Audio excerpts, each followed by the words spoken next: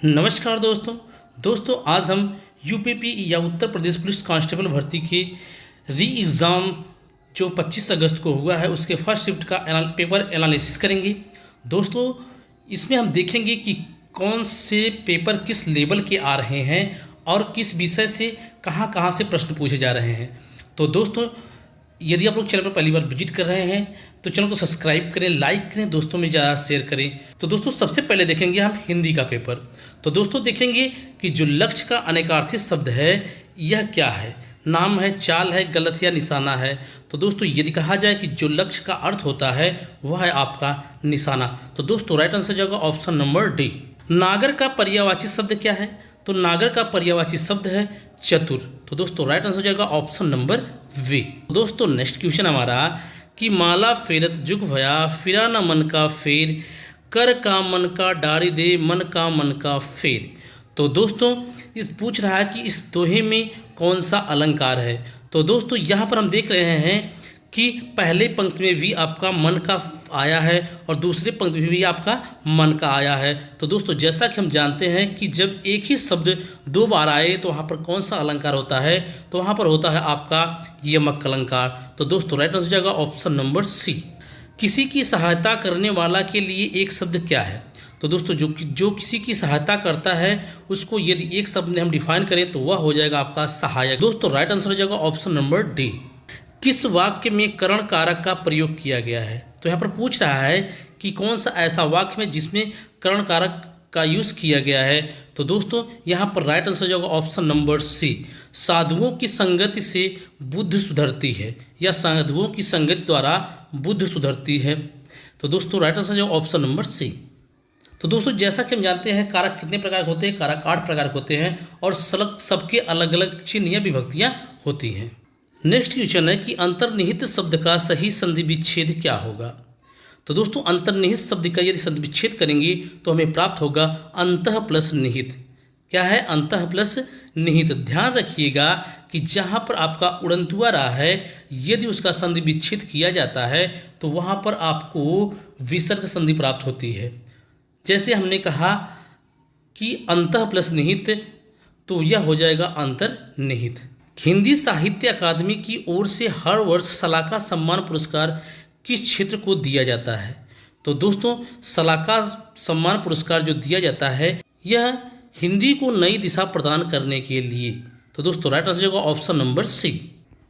क्रोध किस रस का अस्थाई भाव है। भयानक का, रौद्र का, वीर का या विभत्स का।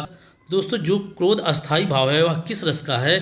तो वह है आपका रौद्र रस का। तो दोस्तों राइट आंसर जाएगा ऑप्शन नंबर वी। तो दोस्तों जैसा कि हम जानते हैं भयानक का आपका भय होता है, वीर का उत्साह होता है, विवश का जुगुप्सा होता है।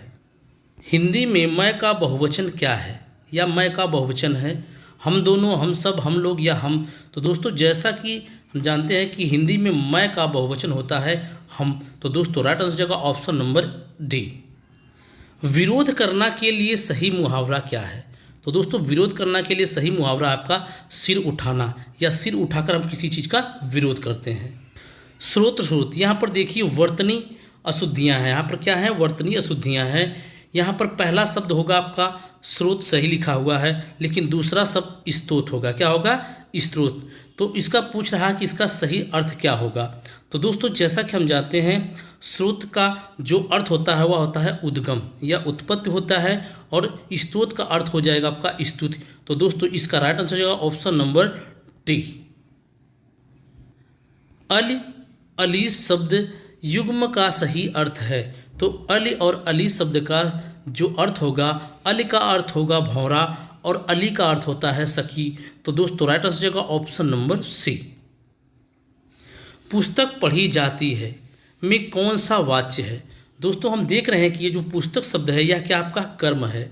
तो पुस्तक पढ़ी जाती है तो कर्म के बारे में यहाँ पर विवेचना की गई है तो ये हो जाएगा आपका कर्मवाच्य। तो दोस्तों राइट आंसर जाएगा ऑप्शन नंबर ए। निम्नलिखित में कौन सा शब्द तत्सम नहीं है। तो दोस्तों पूछ रहा है कि ऐसा कौन सा शब्द इसमें है जो तत्सम नहीं है। तो दोस्तों जो आपका नग्न है यह भी तत्सम है, क्षमा आपका यह भी तत्सम है, नख आपका यह भी तत्सम है, लेकिन जो नेह शब्द है यह तत्सम नहीं है। इसका तत्सम होता है स्नेह। क्या होता है स्नेह होता है, जबकि नेह इसका तत्सम नहीं है। तो दोस्तों राइट आंसर जाएगा ऑप्शन नंबर डी। रेखाखंड को प्रतिस्थापित करने के लिए उपयुक्त विकल्प का चयन कीजिए। दोस्तों यहाँ पर कह रहा कि यहाँ पर एक कथन दिया हुआ है, इसमें पूछ रहा है कि जो रेखांकित शब्द है इसका सही अर्थ या सही वर्तनी क्या होगी, और हमें किसी चीज़ पर ध्यान नहीं देना है, सिर्फ हमें देखना है कि जो रेखांकित शब्द है वो उसकी वर्तनी शुद्ध कैसे होगी। तो दोस्तों यहाँ पर कह रहा है कि महंत जी को आध्यात्म का अच्छा ज्ञान है। तो दोस्तों क्या यहाँ पर आध्यात्म आपका सही लिखा हुआ है? तो आध्यात्म आपका सही नहीं लिखा हुआ है। आध्यात्म नहीं लिखा जाता, बल्कि वह होता है अध्यात्म। क्या होता है? अध्यात्म। तो हमें देखना है कि यहाँ पर आध्यात्म जो लिखा हुआ है इसकी सही वर्तनी क्या है। तो दोस्तों इसका राइट आंसर जाएगा ऑप्शन नंबर ए। हम देख रहे हैं कि यहाँ पर दिया हुआ है महंत जी को अध्यात्म का अच्छा ज्ञान है, तो ही आपका सही हो जाएगा। जबकि हम दूसरे में देख रहे हैं कि अध्यात्म नहीं लिख कर यह अध्यात्म लिखा है। चौथे में आपका अध्यात्म लिखा हुआ है और तीसरे में आपका है आध्यात्म। तो दोस्तों यहाँ पर तीनों गलत हैं, जबकि ऑप्शन नंबर ए सही है। तो दोस्तों नेक्स्ट क्वेश्चन हमारा कि निम्नलिखित में शुद्ध वाक्य कौन सा है। तो दोस्तों यहाँ पर पूछ रहा है कि हम इसमें से हमें बताना है कि कौन सा शुद्ध वाक्य है। तो दोस्तों यदि शुद्ध वाक्य की बात की जाए तो इसमें शुद्ध वाक्य है आपका बादशाह ने मुक्त हस्त दान दिया। बादशाह ने मुक्त हस्त दान दिया, यही आपका राइट आंसर हो जाएगा। तो दोस्तों राइट आंसर है ऑप्शन नंबर बी। तो दोस्तों जैसा कि हम देख रहे हैं जो पहला ऑप्शन है आपका निरपराधी व्यक्ति को दंड नहीं मिलना चाहिए। तो दोस्तों आपका हिंदी में निरपराधी नहीं होगा, वहाँ पर होगा निरपराध। क्या हो जाएगा? निरपराध होगा। तीसरे में हम देख रहे हैं पैतृक लिखा हुआ। पैतृक इस तरीके से नहीं बल्कि पैतृक इस तरीके से लिखा जाता है। और चौथे में हम देख रहे हैं कि यहाँ भारत कभी ब्रिटेन के अधीन था। अधीन नहीं होगा, यहाँ पर अधीन होगा। क्या होगा? अधीन होगा। तो दोस्तों जैसा कि हम देख रहे हैं यहाँ पर जो वी ऑप्शन है यह आपका राइट आंसर हो जाएगा। गमही शब्द है, तद्भव है, तद्देशज है, विदेशज है या तत्सम है। तो दोस्तों जो गमही शब्द है यह संस्कृत भाषा का शब्द है, इसलिए यह ऑप्शन नंबर डी राइट हो जाएगा, तत्सम शब्द। कपाल का पर्यायवाची शब्द क्या है? तो दोस्तों कपाल का जो पर्यायवाची शब्द होता है वह होता है आपका ऑप्शन नंबर सी, माथा आपका सही हो जाएगा। कपाल का आपका जो अर्थ होता है या कपाल का जो मतलब होता है वह होता है ललाट या माथा होता है। जो शब्द संज्ञा की विशेषता बताते हैं उन्हें क्या कहते हैं? तो दोस्तों यह सभी जानते हैं कि जो शब्द संज्ञा या सर्वनाम की विशेषता बतलाते हैं उन्हें हम विशेषण कहते हैं। इसे इंग्लिश में एडजेक्टिव कहते हैं। कमर टूटना मुहावरे का अर्थ क्या होगा? तो दोस्तों कमर टूटना मुहावरे का जो अर्थ होगा वह हो जाएगा निराश होना। क्या हो जाएगा? निराश होना। ईसड़ा का अर्थ है, ईसड़ा का सही अर्थ क्या होगा? तो ईसड़ा का सही अर्थ हो जाएगा अभिलाषा। इच्छा नहीं है, ईर्षा नहीं है और घृणा नहीं है। विद्वान का स्त्रीलिंग बताइए। दोस्तों पूछ रहा है कि विद्वान का स्त्रीलिंग क्या होगा? तो दोस्तों राइट आंसर हो जाएगा विदुषी। विद्वान का स्त्रीलिंग विदुषी होगा, जबकि विद्वान आपका नहीं होगा, ज्ञानी नहीं होगा, आपका होशियार नहीं होगा। वाक्य में उचित विराम चिन्ह लगाइए। तो दोस्तों यहाँ पर विराम चिन्ह लगाने के लिए दिया गया है तो ओ बहुत कठिन समय आया है। तो दोस्तों हम सभी जानते हैं कि जो हमारे हृदय से अचानक या एकाएक शब्द निकलते हैं वहाँ पर क्या होता है? आपका विस्मयादि बोधक चिन्ह लगता है या विस्मयादि बोधक शब्द होता है। तो दोस्तों ओ जो दिया गया है यह विस्मयादि बोधक है। तो दोस्तों यहाँ पर विस्मयादि बोधक चिन्ह लगेगा। तो दोस्तों राइट आंसर जाएगा ऑप्शन नंबर ए। तो दोस्तों नेक्स्ट क्वेश्चन हमारा कि 2020 का ज्ञानपीठ पुरस्कार किस रचनाकार को दिया गया? तो दोस्तों 2020 का जो ज्ञानपीठ पुरस्कार दिया गया है यह दिया गया है नीलमणि फुकन को। तो दोस्तों राइट आंसर जाएगा ऑप्शन नंबर वी। तो दोस्तों जैसा कि हम जानते हैं कि अमिताभ घोष जो है इन्हें 2018 में अंग्रेजी के लिए ज्ञानपीठ पुरस्कार दिया गया था और यह एकमात्र व्यक्ति हैं जिन्होंने अंग्रेजी में ज्ञानपीठ पुरस्कार प्राप्त किया है। तो दोस्तों हम देख रहे हैं कि जो ज्ञानपीठ पुरस्कार से आपके इस पेपर में आपके कई बार प्रश्न पूछे जा चुके हैं। तो यदि आप लोग ज्ञानपीठ पुरस्कार की वीडियो पाना चाहते हैं तो आप कमेंट करिए। आप लोगों को ज्ञानपीठ पुरस्कार से संबंधित जितने भी तथ्य बनते हैं उनको आपको अवेलेबल करा दिया जाएगा। नेक्स्ट क्वेश्चन है कि चूड़ी अच्छी थी में कौन सी क्रिया है। चूड़ी अच्छी थी में कौन सी क्रिया है। तो दोस्तों यहाँ पर जो थी है यह क्या कर रही है, जोड़ने का कार्य कर रही है, तो यह हो जाएगा योजक क्रिया। तो दोस्तों राइट आंसर जो ऑप्शन नंबर डी। बुरे अर्थ में प्रयुक्त होने वाला बद उपसर्ग किस भाषा का है। तो दोस्तों बद उपसर्ग जो है यह है आपके उर्दू फारसी का शब्द है, यह उर्दू फारसी का उपसर्ग है। तो दोस्तों राइट आंसर का ऑप्शन नंबर वी। आत्मनिर्भरता निबंध की रचनाकार कौन है। आत्मनिर्भरता जो है इसके निबंधकार कौन है। तो इसके निबंधकार हैं आपके बालकृष्ण भट्ट। तो दोस्तों राइट आंसर का ऑप्शन नंबर ए। दिए गए विकल्पों में से कौन सा जोड़ा समश्रुत भिन्नार्थक नहीं है। तो समश्रुत भिन्नार्थक नहीं है, यहाँ पर नहीं शब्द को ध्यान रखिएगा। तो दोस्तों कौन सा नहीं है, तो वह नहीं है आपका अंत और आरंभ। तो दोस्तों राइट आंसर का ऑप्शन नंबर 1। निम्नलिखित वाक्यांश को ध्यानपूर्वक पढ़िए और बताइए कि किस समास का उदाहरण है। यह किस समास का उदाहरण है। जल में समाधि, जल समाधि। दोस्तों किस समास का उदाहरण है, तो ये हो जाएगा आपका तत्पुरुष समास का।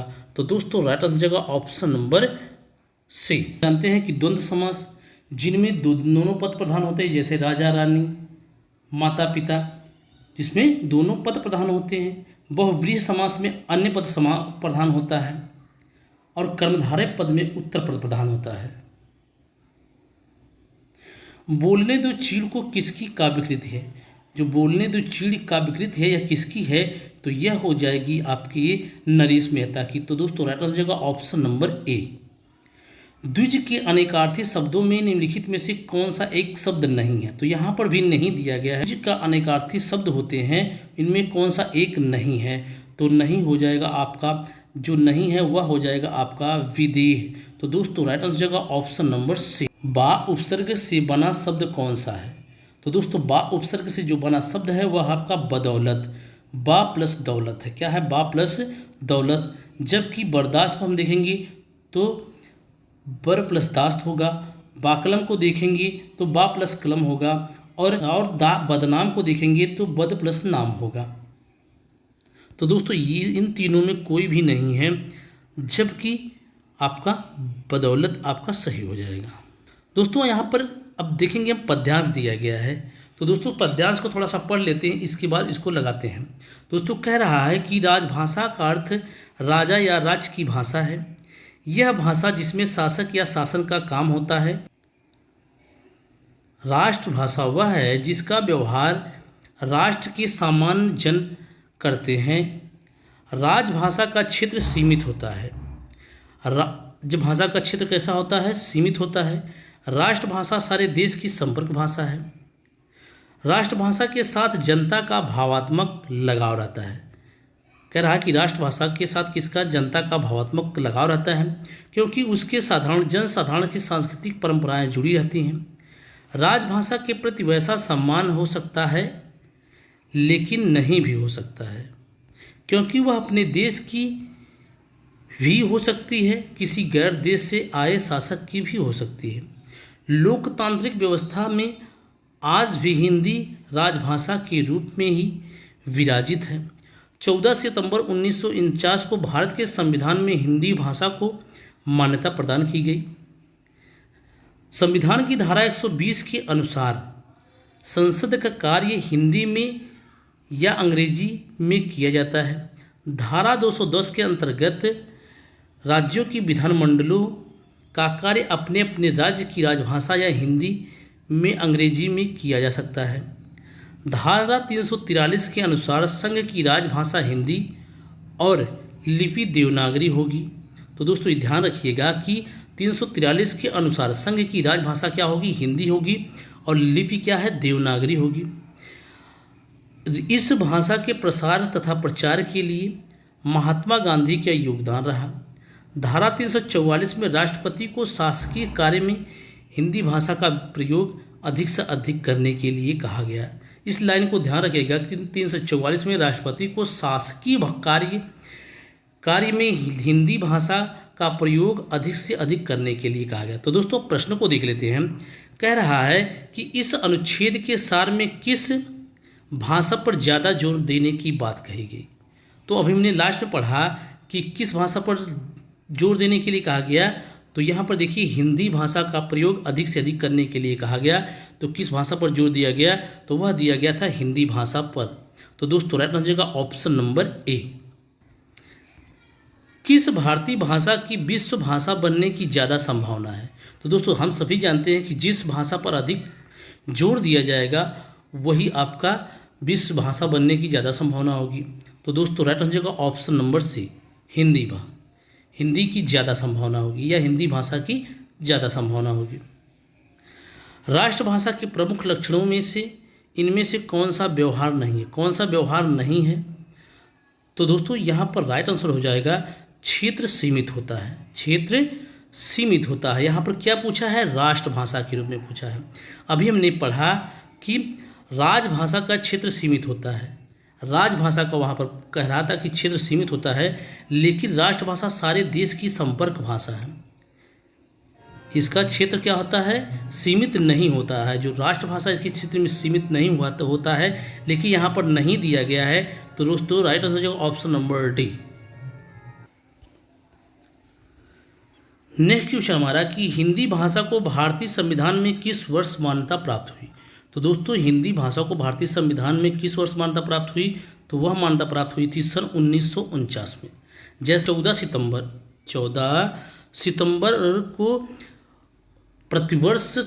को प्रतिवर्ष राष्ट्रीय हिंदी दिवस मनाया जाता है, और 10 जनवरी को प्रतिवर्ष विश्व हिंदी दिवस मनाया जाता है। क्या मनाया जाता है, विश्व हिंदी दिवस मनाया जाता है। और 21 फरवरी को प्रतिवर्ष अंतर्राष्ट्रीय मातृभाषा दिवस मनाया जाता है।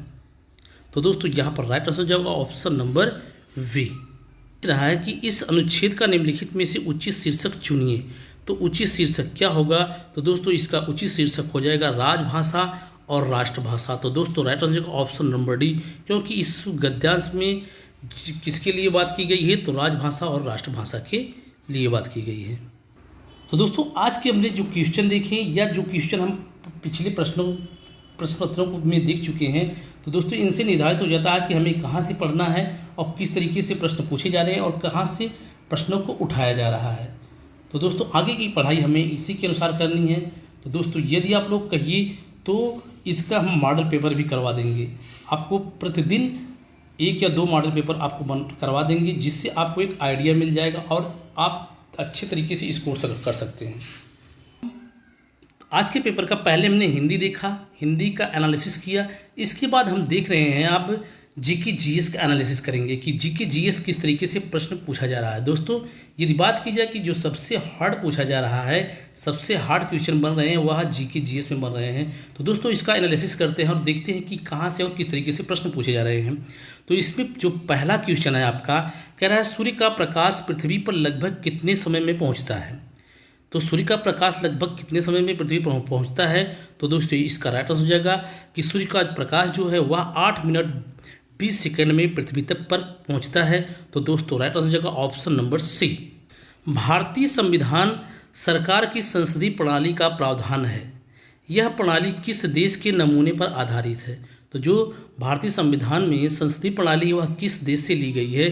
तो दोस्तों इसका राइट आंसर हो जाएगा ऑप्शन नंबर ए, यूनाइटेड किंगडम से ली गई है, यूनाइटेड किंगडम से। नेक्स्ट क्वेश्चन हमारा कि एमपीसी का पूर्ण रूप क्या है, कि एमपीसी का फुल फॉर्म क्या है। तो एमपीसी का फुल फॉर्म है आपका मॉनेटरी पॉलिसी कमेटी। क्या है, मॉनेटरी पॉलिसी कमेटी, जबकि मेकिंग प्राइस कमेटी नहीं है, मनी पॉलिसी कमेटी नहीं है, मॉनेटरी प्राइस कमेटी नहीं है। इसका राइट आंसर होगा option number D. Vinaya Pitaka पुस्तक किससे संबंधित है। तो दोस्तों विनय पिटक पुस्तक जो संबंधित है वह है बौद्ध संघ के नियम से, बौद्ध संघ के नियम से संबंधित है। तो दोस्तों राइट आंसर होगा option number C. GDP data की गणना और जारी करने के लिए कौन सा भारतीय संगठन जिम्मेदार है। तो दोस्तों पूछ रहा है कि जीडीपी डेटा की गणना करता है और जारी करने के लिए उसमें कौन सा भारतीय संगठन जिम्मेदार है। तो वह जिम्मेदार है आपका एनएसओ। क्या है, आपका NSO जिम्मेदार है। तो दोस्तों इसका राइट आंसर होगा ऑप्शन नंबर बी, राष्ट्रीय सांख्यिकी कार्यालय जिसे हम NSO कहते हैं। कौन सा रूसी लेखक मनोवैज्ञानिक उपन्यास क्राइम एंड पनिशमेंट लिखने के लिए प्रसिद्ध है? तो दोस्तों वह है आपका फ्योडोर दोस्तावस्की। फ्योडोर दोस्तावस्की है ऑप्शन नंबर सी। लाओस की राजधानी क्या है? तो दोस्तों लाओस की राजधानी क्या है? लाओस की राजधानी की बात की जाए तो लाओस की राजधानी है आपका वियनतियाने। तो दोस्तों देखिए, हम देख रहे हैं कि जो राजधानी से प्रश्न पूछे जा रहे हैं जी के जीएस में, वह कई बार पूछे जा रहे हैं और भर भर के पूछे जा रहे हैं। तो दोस्तों यदि आप लोग कहिए तो हम देश और राजधानी का भी एक क्लास करा देंगे। तो दोस्तों आप लोग कमेंट करिएगा, आपको जिस तरीके से कमेंट करेंगे आप उसी तरीके से आपको क्लास दे दी जाएगी। कौन सा संगठन राष्ट्रों में सुचारू और पूर्वानुमानित व्यापार के लिए जिम्मेदार है? तो दोस्तों यदि कहा जाए कि कौन सा संगठन है वह जिम्मेदार है किसके लिए? पूर्वानुमानित व्यापार के लिए। तो दोस्तों वह है आपका विश्व व्यापार संगठन WTO। तो दोस्तों राइट आंसर का ऑप्शन नंबर ए। भारत में मोबाइल फ़ोन पर GST दर क्या है? भारत में मोबाइल फ़ोन पर GST दर क्या है? तो वह है आपका 18% या 18%। दोस्तों right answer option number C. GST परिषद में कितने सदस्य हैं? GST परिषद में कितने सदस्य हैं? तो GST परिषद में आपके 33 सदस्य हैं। तो दोस्तों right answer option number B. अनुसंधान का पहला चरण क्या है? तो दोस्तों जैसा कि हम जानते हैं अनुसंधान का जो पहला चरण होता है वह होता है समस्या की पहचान करना। तो दोस्तों राइट आंसर होगा ऑप्शन नंबर सी। 18 वर्ष से कम आयु के व्यक्ति के सभी मानवाधिकार कहलाते हैं, क्या कहलाते हैं? तो दोस्तों वह कहलाते हैं बाल अधिकार। क्या कहलाते हैं? बाल अधिकार। तो दोस्तों राइट आंसर होगा ऑप्शन नंबर ए।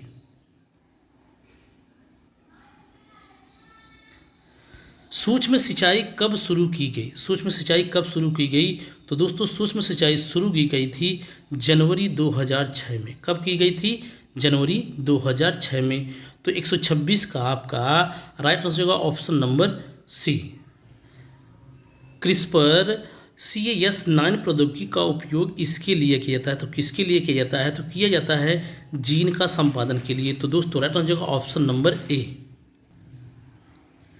राष्ट्रीय समुद्री दिवस 2024 का विषय थीम क्या था? तो दोस्तों राष्ट्रीय समुद्री दिवस जो 2024 में मनाया गया उसकी विषय थीम थी आपका भविष्य को नेविगेट करना या सुरक्षा पहले। तो दोस्तों राइट आंसर ऑप्शन नंबर ए। पूर्व परीक्षण या पूर्व विचारण सम्मेलन का मुख्य लक्ष्य क्या है? तो दोस्तों इसका मुख्य लक्ष्य है आपका परीक्षण विचारण की तैयारी और निपटान विकल्पों पर चर्चा करने के लिए। तो दोस्तों right answer option number B. Social media जैसे इलेक्ट्रॉनिक साधनों या तरीकों का उपयोग के माध्यम से डराने, धमकाने, उत्पीड़न करने, बदनाम करने या किसी अन्य प्रकार के मानसिक पतन का कार्य क्या है? तो दोस्तों सोशल मीडिया जैसे इलेक्ट्रॉनिक साधनों, तरीकों के उपयोग माध्यम से डराने, धमकाने, उत्पीड़न करने, बदनाम करने या किसी अन्य प्रकार के मानसिक पतन का कार्य है वह कहा जाता है साइबर धमकी। तो दोस्तों राइट आंसर का ऑप्शन नंबर डी। भविष्य की वैश्विक अर्थव्यवस्थाओं को आकार देने में आर्टिफिशियल इंटेलिजेंस AI की क्या भूमिका है? उसकी भूमिका है वह है आपका यह नवाचार, उत्पादकता और आर्थिक विकास को प्रेरित करता है। तो दोस्तों राइट आंसर का ऑप्शन नंबर वी। भारत में महात्मा गांधी के नेतृत्व में सत्याग्रह का पहला सफल उदाहरण था, तो वह कौन सा था? तो वह था आपका चंपारण सत्याग्रह। तो दोस्तों यह चंपारण सत्याग्रह आपका हुआ था चंपारण बिहार में। यह हुआ था 1917 में। कब हुआ था? 1917 में। जबकि अहमदाबाद आंदोलन और खेड़ा आंदोलन आपका 1918 में हुआ था। कब हुआ था? 1918 में हुआ था। और बारदोली आंदोलन जो हुआ था यह हुआ था 1928 में। 1928 में। तो दोस्तों इसका राइट आंसर होगा ऑप्शन नंबर डी। भारत छोड़ो आंदोलन किसके जवाब में शुरू किया गया था? तो दोस्तों भारत छोड़ो आंदोलन किसके जवाब में शुरू किया गया था? तो वह शुरू किया गया था क्रिप्स मिशन के जवाब में। तो दोस्तों राइट आंसर होगा option number A, Cripps Mission. तो दोस्तों जैसा कि हम देख रहे हैं कि जो इतिहास या हिस्ट्री से प्रश्न पूछे जा रहे हैं हमने एक पीडीएफ तैयार की है। जिसमें 250 प्लस क्वेश्चन हैं और हमने उसमें पूरे हिस्ट्री को कवर किया है। हिस्ट्री से एक भी तथ्य नहीं छूटे हैं। हमने पूरी हिस्ट्री को कवर किया है, जो कि परीक्षाओं में पूछे जाने वाले प्रश्न हैं। और जितने भी अब तक प्रश्न पूछे गए हैं यूपीपी के पेपर में, जितने भी प्रश्न पूछे गए हैं, सभी क्वेश्चन आपके उसमें मिल रहे हैं। आपके जो 250 प्लस का पीडीएफ हमने तैयार किया, उसमें सभी क्वेश्चन मिल रहे हैं। तो दोस्तों, यदि आप लोग कहिए तो उसकी हम आधे पौने घंटे की 2 क्लास करके आपको मैराथन के रूप में इसको दे देते हैं, और जिससे आपके इतिहास का पूरा सिलेबस कवर हो जाएगा। तो दोस्तों, यदि आप लोगों को चाहिए तो कमेंट करिए, और आप लोगों को आज ही शाम को वह पीडीएफ या क्लास मिल जाएगी, और पीडीएफ सहित। भारतीय संविधान का कौन सा अनुच्छेद नए राज्यों के गठन, मौजूदा राज्यों के क्षेत्रों, सीमाओं या नामों में परिवर्तन का प्रावधान करता है? तो वह कौन सा अनुच्छेद है? तो वह अनुच्छेद है आपका अनुच्छेद 3।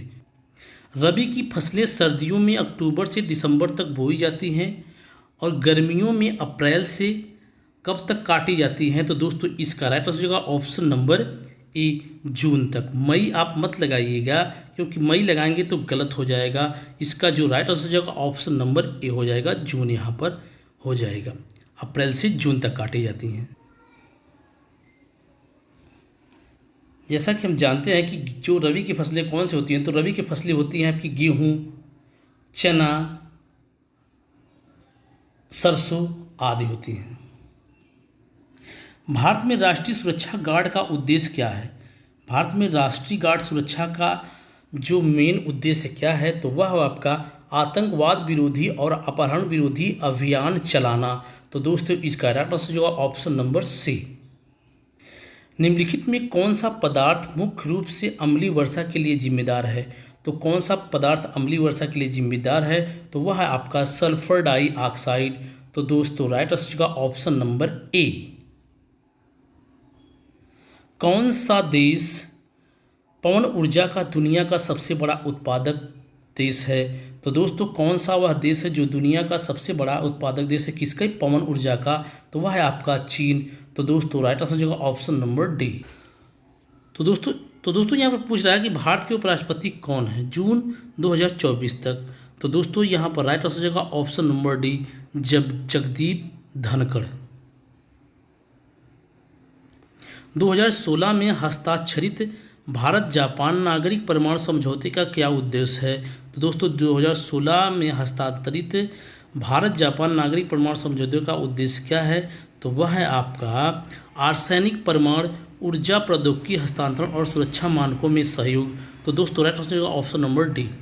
किसी क्षेत्र के अंदर और बाहर लोगों की आवाजाही को कहा जाता है? कि किसी क्षेत्र के अंदर और बाहर लोगों की आवाजाही को कहा जाता है, तो वह कहा जाता है प्रवास। तो दोस्तों, राइट आंसर होगा ऑप्शन नंबर डी। अलीगढ़ मुस्लिम विश्वविद्यालय AMU की स्थापना किस वर्ष की गई? तो दोस्तों, यहाँ पर देखिए, जल्दबाजी में कुछ लोग इस क्वेश्चन को गलत कर दिए गए होंगे, क्योंकि दोस्तों यहाँ पर पूछ रहा है अलीगढ़ मुस्लिम विश्वविद्यालय आयोग की स्थापना। तो इसका राइट आंसर होगा ऑप्शन नंबर डी, 1920। लेकिन कुछ लोग मार के आए होंगे 1875, क्योंकि 1875 में इसी जो अलीगढ़ मुस्लिम विश्वविद्यालय है, इसको एंग्लो ओरिएंटल कॉलेज के नाम से स्थापित किया गया था। कब? 1875 पर। लेकिन यहाँ पर पूछ कब क्या रहा है कि अलीगढ़ मुस्लिम विश्वविद्यालय की स्थापना। तो अलीगढ़ मुस्लिम विश्वविद्यालय की स्थापना कब हुई? तो 1920 में। उत्तर प्रदेश का कौन सा शहर हिंदी और संस्कृत भाषाओं में विशेषता वाले शैक्षणिक संस्थानों के लिए जाना जाता है? तो वह जाना जाता है वाराणसी, जिसे हम बनारस के नाम से भी जानते हैं। तो दोस्तों, राइट आंसर जो ऑप्शन नंबर ए। कौन सा भारतीय अर्थशास्त्री कल्याणकारी अर्थशास्त्र पर अपने काम के लिए जाना जाता है और जिसे 1998 में आर्थिक विज्ञान में नोबेल पुरस्कार प्राप्त हुआ? तो वह है आपके अमर्त्य सेन महोदय को 1998 में आर्थिक विज्ञान में नोबेल पुरस्कार प्राप्त हुआ था। तो दोस्तों, राइट आंसर होगा ऑप्शन नंबर डी। जेन आयर किस लेखक ने लिखी? तो दोस्तों जेन आयर किस लेखक ने लिखी? तो दोस्तों वह हो जाएगा शार्लोट ब्रांटे। लेकिन इसका जो सही नाम है वह है आपकी चार्लोट ब्रॉन्टे। यहाँ पर सही दिया गया, लेकिन यहाँ पर हिंदी में लिखा तो शार्लोट ब्रांटे लिख दिया है। तो दोस्तों राइट आंसर जो होगा ऑप्शन नंबर डी, किसका? जेन आयर किस लेखक ने लिखी थी? तो शार्लोट ब्रांटे ने।